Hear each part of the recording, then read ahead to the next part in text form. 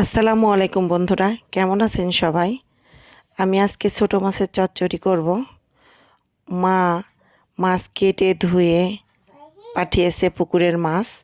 পুকুরের তাজা তাজা ছোট মাছ অনেক মজা লাগে খেতে। আমি পেঁয়াজ মরিচ বেশি করে মরিচ দিয়েছি, মরিচগুলো একটুও ঝাল না, বেশি ঝাল না হলে ভালো লাগে না। বেশি করে পেঁয়াজ নিয়েছি। তো ডোলে মাখিয়ে নিচ্ছি সব উপকরণ দিয়ে। তার সাথে দেখেন বাটা মশলা দিয়ে দিব, দিয়ে ভালোভাবে হাত দিয়ে কষলিয়ে কষলিয়ে মাখিয়ে নিব। যত ভালো মাখানো হবে মাছ তত টেস্টি হবে, ঝাল মশলা সবগুলোর মধ্যে ঢুকবে। ছোট মাছে প্রচুর পরিমাণ ভিটামিন এ থাকে। ভিটামিন এ চোখের জন্যে অনেক উপকারী, চোখ ভালো রাখে। ছোট মাছে ক্যালসিয়াম থাকে।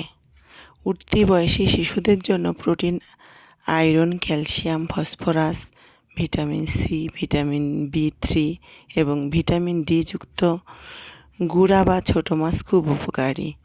আমরা নিয়মিত শিশুদেরকে গুঁড়া মাছ খাওয়ানোর অভ্যাস করানোর চেষ্টা করব।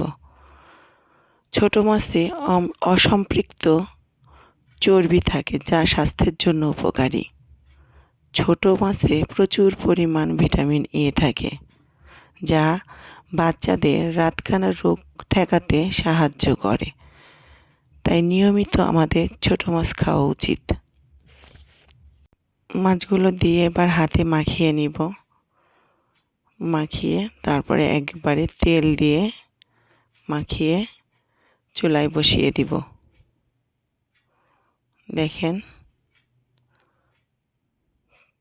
আমি কি সুন্দর করে মাখিয়ে নিচ্ছিলাম।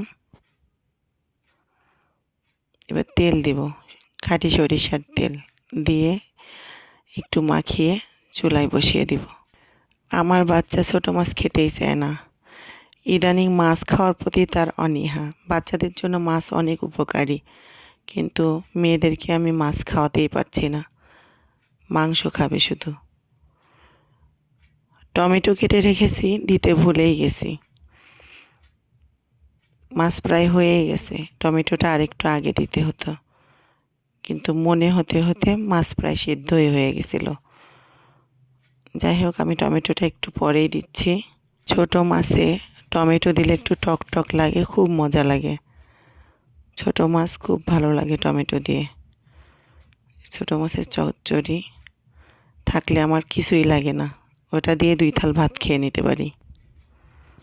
খড়ির চুলাতে রান্না হচ্ছে, বুঝতেই পারছেন কেমন মজা হবে, অনেক মজা। এই যে টমেটোটা দিয়ে দিছি, তো টমেটোটা একটু সিদ্ধ হয়ে আসলে নামিয়ে ফেলবো। সবাই ভালো থাকবেন, আল্লাহ হাফেজ।